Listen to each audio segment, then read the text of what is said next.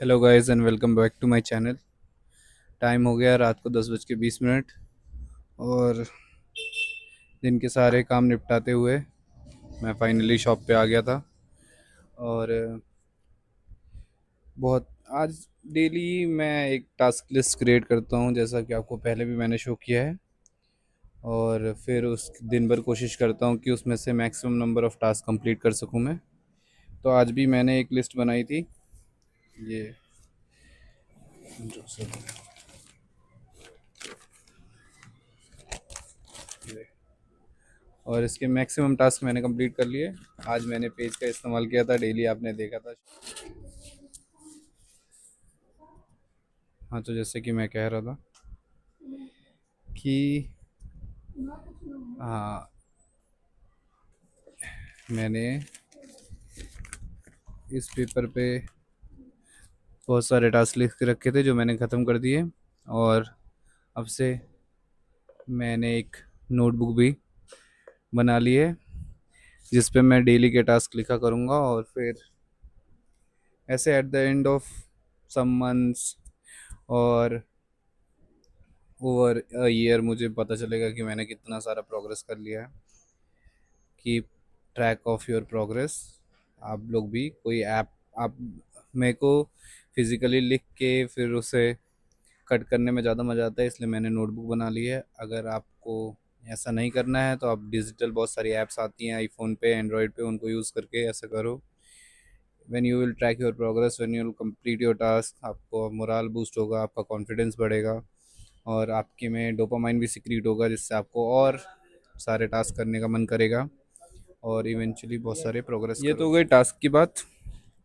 और मेरे पास एक अच्छी चीज़ है बताने को, और एक बहुत ही अच्छी चीज़ है बताने को। तो पहले अच्छी चीज़ से स्टार्ट करते हैं। तो जैसे कि आपको पता है कि मैंने ये बुक स्टार्ट करी थी, 30 डेज बाय मार्क रेकलाउ। ठीक है, अभी मैंने कुछ चैप्टर्स इसके पढ़े। और जैसा कि लास्ट बुक मैं पढ़ रहा था, rituals of happy soul by Deepanshu Giri, वो भी काफ़ी प्रैक्टिकल बुक थी। उसमें बहुत सारे रिचुअल्स थे जो आपको प्रैक्टिकली अप्लाई करने थे खुद पे, और फिर आपको प्रोग्रेस दिखती। इसी तरह ये भी बुक काफ़ी प्रैक्टिकल है, काफ़ी सारे प्रैक्टिकल एप्लीकेशंस बताती है जो आप अपनी लाइफ में अप्लाई करते रहोगे और आपको प्रोग्रेस दिखेगी, आपकी लाइफ में आपको इम्प्रूवमेंट होते हुए दिखेगी। सारी बुक्स मैं इसी जॉनरा की नहीं पढ़ता, मैं अलग अलग जॉनरा की पढ़ता रहता हूँ, बट अभी मेरे पास ये इसी जॉनरा की ये बुक्स हैं, तो अभी मैं यही शेयर करूँगा। फिर over the course of time अलग अलग जॉनरा एक्सप्लोर करूँगा, तो फिर मैं उस बुक्स के बारे में भी रिव्यू दूंगा। बट अच्छी बात जो इस बुक को रीड करने पे है कि आपको ये बुक चैप्टर्स छोड़ दो, आप चैप्टर्स के अंदर पढ़ोगे, उन चीज़ों को अपने पे अप्लाई करोगे, वो तो बात है ही। इस चैप्टर के स्टार्टिंग में ना कुछ कोट्स दी हुई हैं। वो कोट्स ही अपने आप में इतनी अच्छी हैं कि मैंने उन 3-4 चैप्टर्स की जो है कोट्स को लिख रखा है, और मैं वो कोट्स शेयर करता हूँ। वो कोट्स ही से आप मोटिवेट हो जाओगे और आपको इस बुक का जिस्ट मिलता रहेगा। जैसे चैप्टर 3 है, चैप्टर 3 का टाइटल है take full responsibility of your life. और उस full responsibility of your life का पहला जो कोट है, जो स्टार्ट, जब चैप्टर स्टार्ट होता है तो जो उसमें पहला कोट है वो ये है कि peak performance begins with your you taking complete responsibility of your life and everything that happens to you. So if you want to improve और आप अपनी पीक परफॉर्मेंस पे जाना चाहते हो, तो first you have to take responsibility for your. Quote is, most people do not really want freedom because freedom involves responsibility and most people are frightened of responsibility। Sigmund Freud का ये coat है। Sigmund Freud का ये coat है। और फिर इसी chapter में एक थर्ड कोट है, you take your life in your hands and what happens a terrible thing, no one to blame. ये है एरिक का जोंग का कोट। बहुत ही अच्छा कोट है, फिर से रिपीट कर देता हूँ मैं। You take your life in your hands and what happens a terrible thing, no one to blame. मतलब कुल मिला के आपको अपनी लाइफ की रिस्पॉन्सिबिलिटी लेनी है, and you don't have to play the victim card. तुम्हें दूसरों पे ब्लेम नहीं डालना है, बल्कि अपनी लाइफ को इम्प्रूव करने के लिए खुद ही स्टेप्स लेने होंगे without blaming your misery on others. So फिर चैप्टर 4 है चॉइसेस एंड डिसीजंस, और उसका जो स्टार्टिंग कोट है, जिस कोट से वो स्टार्ट हो रही है कि once you make a decision the universe conspires to make it happen, Ralph Waldo Emerson. ठीक है, तो बहुत सुना सुनाया कोट है बट अच्छा लगता है इसलिए मैंने लिख लिया। फिर चैप्टर 5 है चूज योर थॉट्स। फिर इसमें लिखा है the universe is change our life is what our thoughts make it. Marcus Aurelius का कोट है कि our life is what our thoughts make it. And फिर इसी चैप्टर 5 का ही अगला कोट है you are today where your thoughts have brought you and you will be tomorrow where your thoughts take you. So फिर से repeat कर देता हूँ, you are today where your thoughts have brought you and you will be tomorrow where your thoughts take you. So your present and your tomorrow is all about your thoughts. So first you have to take control of your thoughts. If you want your life to improve, अगर आप अपनी life में improvement चाहते हो, तो then you have to first improve your thoughts. You have to be positive about your life, you have to be positive about your progress. And then उसमें ही एक line है कि लोगों को लगता है कि positive thinkers are dreamers, but that is not so. Positive thinking is to see the reality as it is, accept it and make the best of it.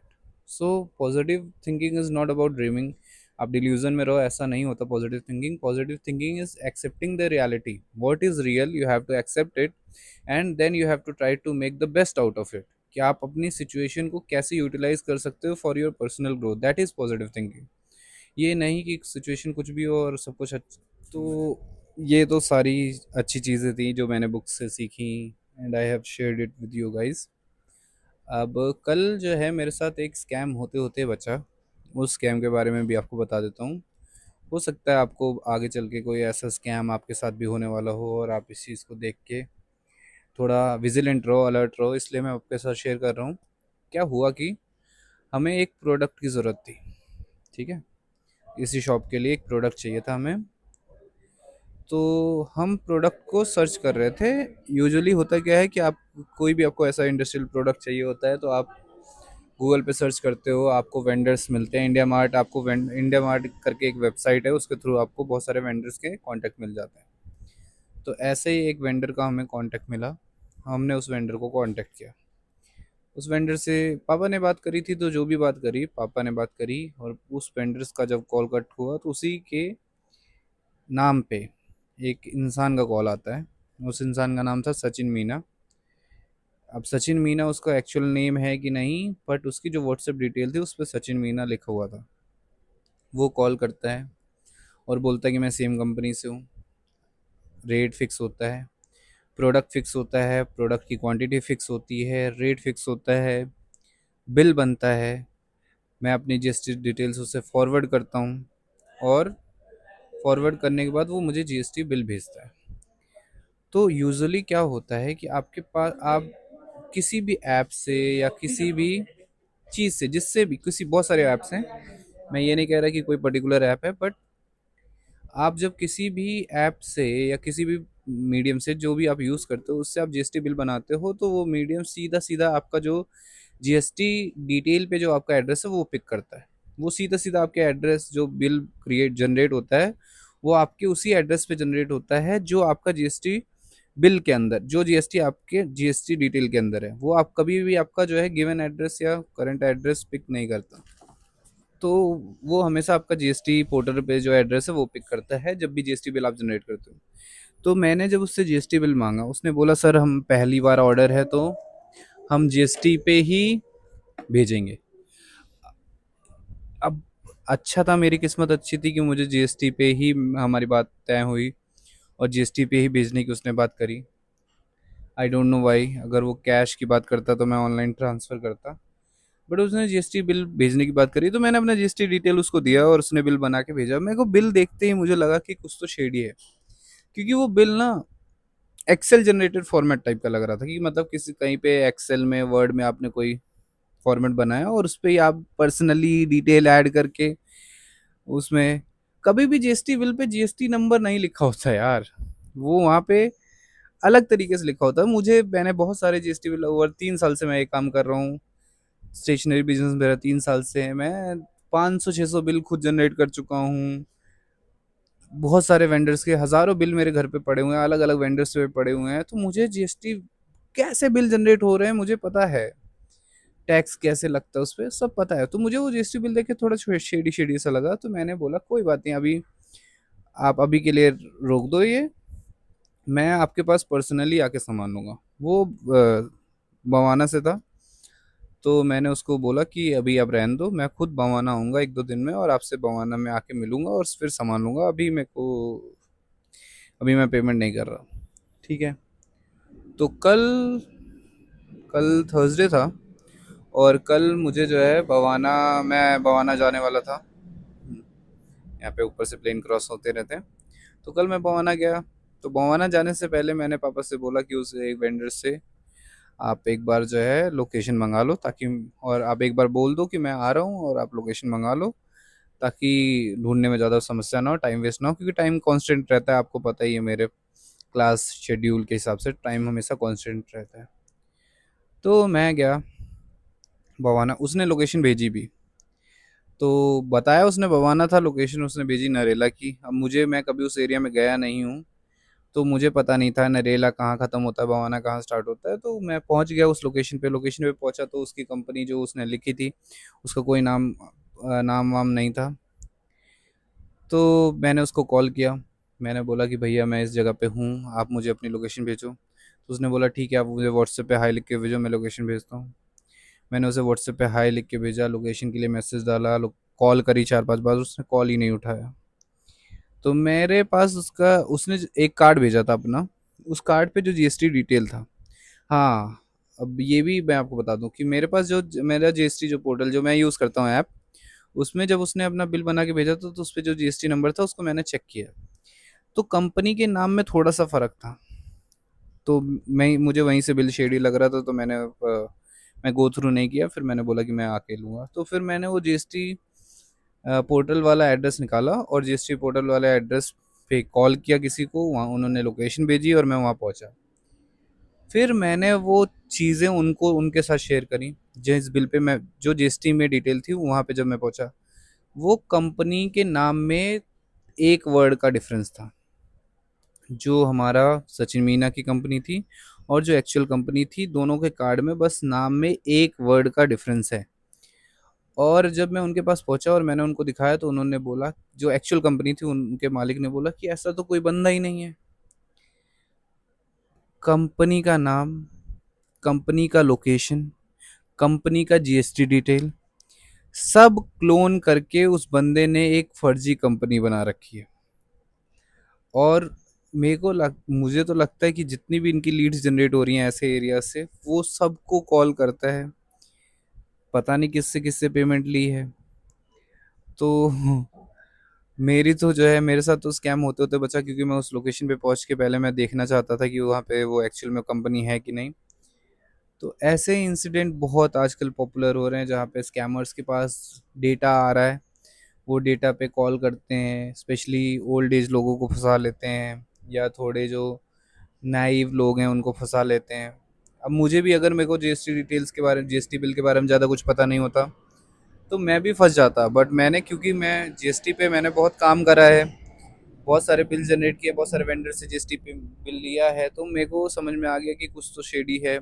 फिर मैंने जीएसटी अपने ऐप पे वो एड्रेस भी देखा, तो मुझे तो समझ में आ गया। लेकिन ऐसे बहुत सारे वेंडर्स हैं, बहुत सारे लोग हैं जो इस चीज़ में फंस जाते हैं और फिर उनका लॉस हो जाता है। तो इन सब चीज़ों से भी आप लोग विजिलेंट रहें। अगर आप वेंडर हैं, अगर आप शॉपकीपर हैं और ऑनलाइन कुछ ऑर्डर कर रहे हैं, तो मेक श्योर कि वो कंपनी एग्जिस्ट करती है, जीएसटी पे डिटेल चेक कर लें, सब कुछ चेक कर लें प्रॉपर पोर्टल पे।